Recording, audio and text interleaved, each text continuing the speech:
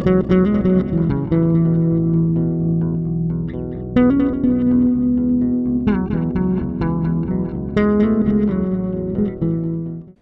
this is Dan from onlinebasscourses.com. Hope you're doing well today.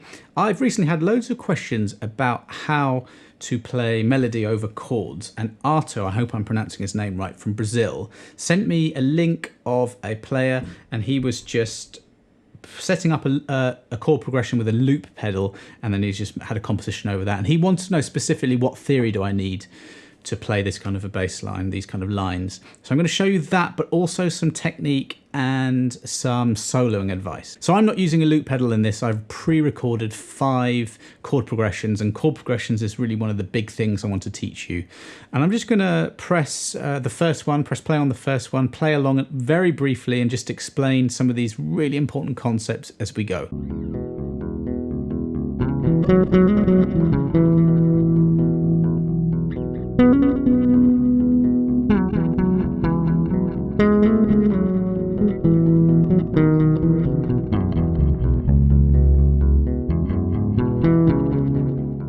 Okay, that first one, I mentioned chord progression, so I need to talk about that. We're in the key for everything in this lesson of E major.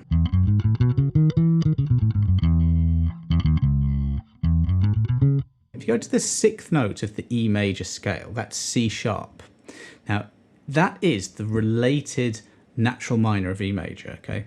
Every single major scale has a related minor, and that's important because as I go through these chord progressions, I'm going to be playing some that you'll hear sound a bit sort of, I don't know, melancholy and sad, and then you got the more upbeat major. This is really important because what chords you use in what order will dictate the sort of style you're playing. So you have E major. The notes in E major: E, F sharp, G sharp, A, B, C sharp, D sharp, and then E on the octave. So you have 7 different notes, and you can build a chord on any of those 7 notes. And this is the basis of chord progressions. So in any major key, this will be the case, but for this one, I'm using the key of E. So we have an E major chord. That's the first chord of E major, and then you get F sharp minor, G sharp minor, then A major, and then B major. The 6th chord is C sharp minor, and then we get on the 7th, we get this half diminished, slightly odd sounding chord that for today I'm not going to be using for this sort of style of music. So we have 7 chords, and the order that you put them in will dictate a lot of things. It will dictate the mood, okay? And this is the thing, this is the basis of chord progressions, even as I'm playing that going along.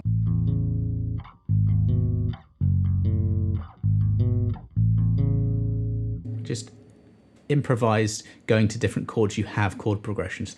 The first one I played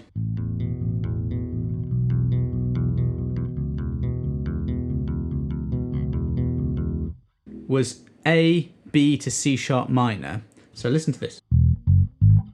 The A is the 4th in the key of E, so we call it the 4 chord. The next one is the 5 chord, and the next one is the 6 chord. So I'm going 4, 5, 6. I'm doing a 4, 5, 6 chord progression in the key of E.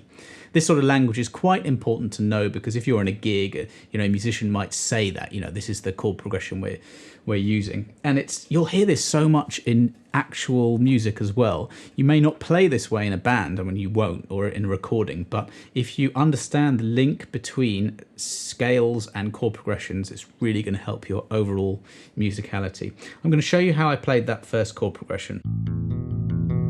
I used the 1st finger on the 2nd fret of the D, 4th finger, you can use 3rd as well, on the 4th fret of the G string, and then I've got open string A. A word about the technique. It's kind of a classical guitar fingerstyle technique. So I'm using thumb, index, and middle on the A, the D, and then the G. Each digit has got a job. Thumb is on the A string, index is on the D, and middle is on the G. And we're using free strokes, which is when you pluck and you come away from the body. You can change the order. Play them all at the same time. So that's very briefly the technique to be used with your plucking hand. So after that, I'm going to keep these top two notes the same on the D and the G string. Kind of a common pop technique. So the next is I'm just using my first finger to fret the B on the second fret of the A string and keep those other two notes the same. And then move across to the fourth fret of the A string with your third finger. Now I've chosen to play those voicings. The voicing is the notes that you're using within a chord. So that's kind of important to know a few of these things. I've got a video on that, but as we go, I'll show you what I'm doing. So that's a chord progression from the key of E/C sharp minor. And all I'm doing is the notes for melody. Now really, I was leaning very heavily on the pentatonic scale. It sounds very open, very melodic, and you can use it, and it works just all the time. If you add that note, it just turns it into a blues scale. So really, for me, that's a scale I love. I really would recommend that you listen to any good player that you like and try to transcribe by ear their lines. I'm really obsessed with David Gilmour. I love his playing, and actually a lot of guitarists, Prince, you know, they use this all the time. You realize it's the same scale happening, you know, a lot.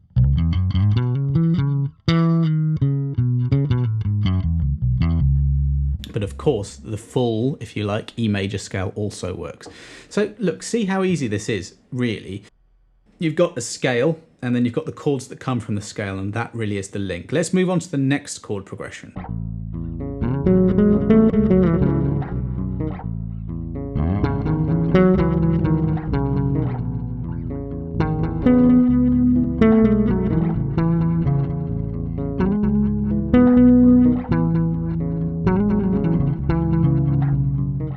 That was very similar. That was just the other way. I was going C sharp minor B to A. Now I will show you this voicing because this is very, very easy. Not too easy to play actually, but easy to think about. All I've got is I've got a root note. So in this case, the C sharp on the 9th fret of the E string. I've got a 5th. If you play those two notes just together, that's what's called a power chord. You can use those. But if you add the 10th, I'm talking intervals here. So it's just the number of the note within a scale. It's the 10th note in the scale or the 3rd note up the octave. A very nice simple voicing. You remember that word I was using? Voicing. It's how you play the chord. So I've got my first finger on the 9th fret and I'm barring. That means I'm using the same finger to fret the 9th fret of the G string, but somewhere down below, not the fingertip. It's a bit of an awkward technique, that. And then I'm using my 3rd finger on the 11th fret of the A string. That's your minor. Go 2 frets in that direction towards the head of the bass. It's the same shape except your 10th is a major 10th. So I'm using my 2nd finger. Where am I? I'm on the 8th fret of the G string. And 2 frets lower, that's the A. That's the A, and it's the same shape. And you can use a looping pedal, but I'm just using my Logic here, and I'm just recording it. I'm at 120 something beats per minute. I can't remember what it is, but you should try whatever tempo suits your mood, because tempo is very important when you're coming up with a piece. So do you want to go slower than this or faster? So.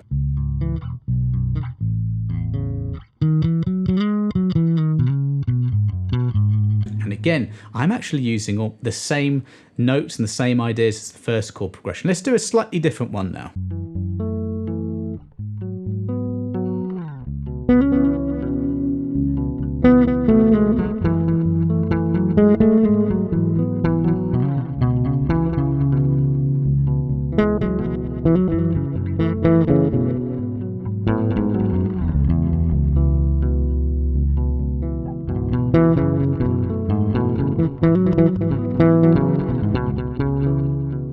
So remember, in your key, you have 3 minor chords, and I was just using all of those in this progression. I was using a really common minor 7th shape. I'll show you now.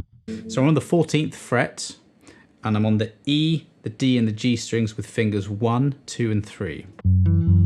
It's a minor seventh shape, and since they're all the same quality of chord, you can just shift that shape around. So 2 frets higher, it's G sharp minor 7,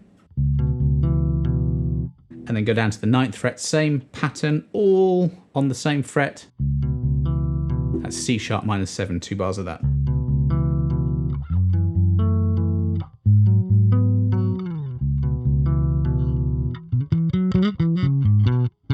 And see how it fits to the scale, the key that we're in. All those notes will work.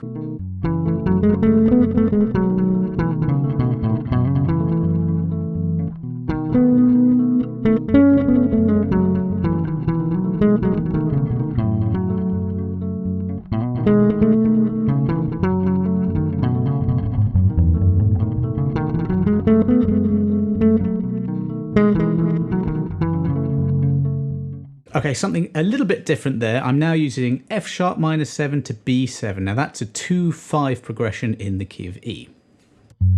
So using that same voicing, the F sharp minor 7.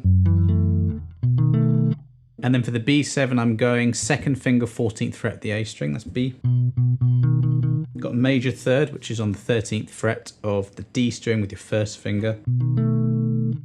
And then 3rd finger on the 14th fret of the G. Again, got that thumb, index, middle pattern going on with your plucking hand. Now, Arta's question was about theory, and when you play the 2 to the 5, we can start talking about modes. So we are in the key of E, but in exactly the same way that you get 7 chords that come from each different note of a major scale, you have 7 modes also. And each chord and mode is related. So basically, the 2 chord, which is F sharp minor in this case, gives you a Dorian mode. It just literally is all the notes of the E major scale starting on F sharp. So instead of...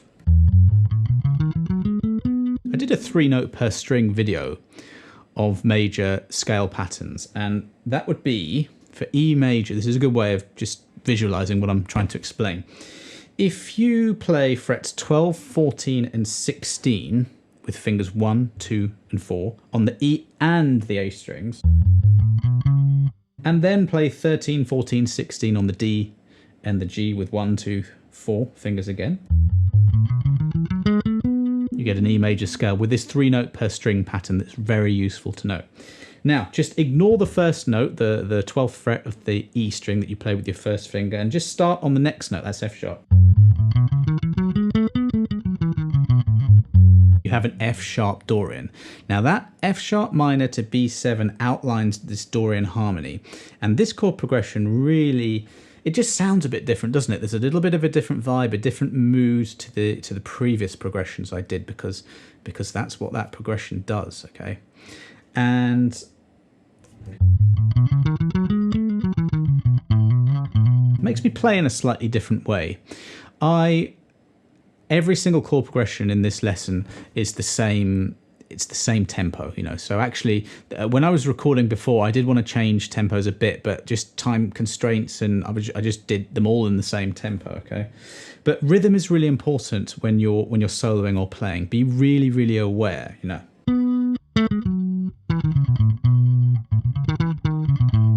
Those faster notes are 16th notes. Make sure you know what they are.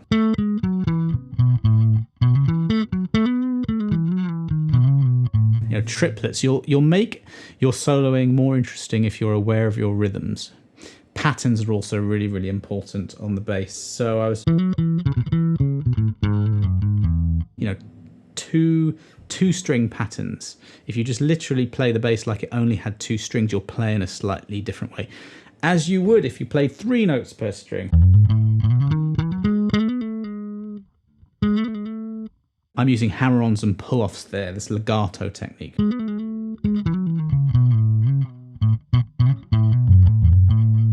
You can phrase in a more interesting way. Let's move on to the next progression.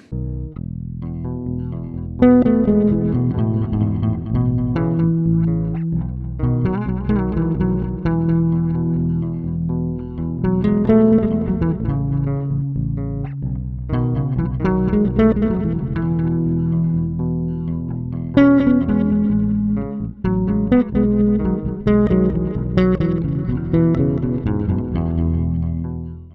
one's a lot happier because I'm focusing on just the major chords. What was I doing there?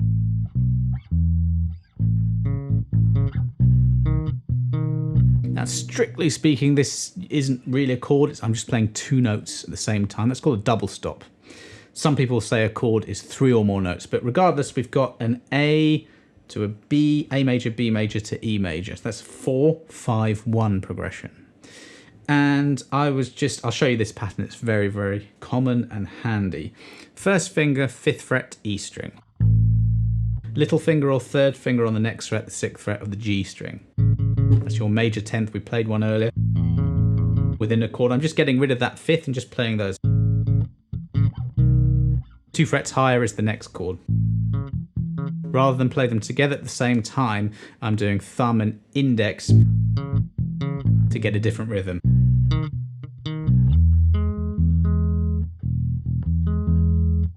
All those chords are major, so it sounds brighter, it sounds happier, if you like. And I was just, I'm using exactly the same notes that I have done in this entire lesson because everything is in the same key. And one other pattern I was finding myself doing as I was playing that particular one. Apart from those last 2 notes, I was just sticking to the pentatonic scale, but just on 2 strings. I mentioned on the previous progression how playing in slightly different ways will give you different ideas. Okay, so we've talked quite a lot about theory, like what's other chord progressions going on here. We've got 7 chords, and you can mix them up. The voicing is important. You remember I used a minor 7th for some of the chords. This last one I just used a root and a 10th. Very, very simple. A chord shape that I really love. That's a sus2, so I would definitely recommend that you learn a few different chord types. I do have a really long video on chords, and I will do more on chords, so I'll link to that one. But really and truly, just know that you have a scale, and when you have 3 or more notes together at the same time you have a chord. So experiment with putting different notes from the scale together. Some will sound terrible, some will sound really good. The more that you listen to music and study and transcribe and use your ear, the more you will just realize that many of the same concepts and ideas come up over and over and over again. That's the light bulb moment you need. It's all right, very well me telling you that, but you just need to listen to music a few times to realize, oh, he is right. There are loads of 70s things. It uses minor pentatonic. And I was using exactly that same scale to solo because, I listen to David Gilmour, I listen to Prince, and they're doing that. So, that shape, guitarists use it all the time. So I've borrowed it, and that's how you're going to increase your musicality and get better, is by listening very widely and really taking the time to work on your ear to figure this stuff out yourself. I'm sure I've missed out a load of things that I'm supposed to talk about. I have like a very short time to record videos sometimes, but I've got to go and pick up my daughter from school and things like that. So I'm rushing through this a bit more than I would like to. So if you have any questions whatsoever, anything I've missed, just leave a comment below or get in touch at onlinebasscourses.com and I can answer them. This is a really fascinating part of playing bass, and it just does sound really, really cool. Do investigate a loop pedal if you want to do this sort of live and on the fly, if you don't have a setup like I have to record your own thing there. But I think I'll be doing a few more videos on this style of playing. But as I said, if you do have any questions, let me know. Thanks so much for watching. Please do like, share, subscribe, and I'll see you on the next video.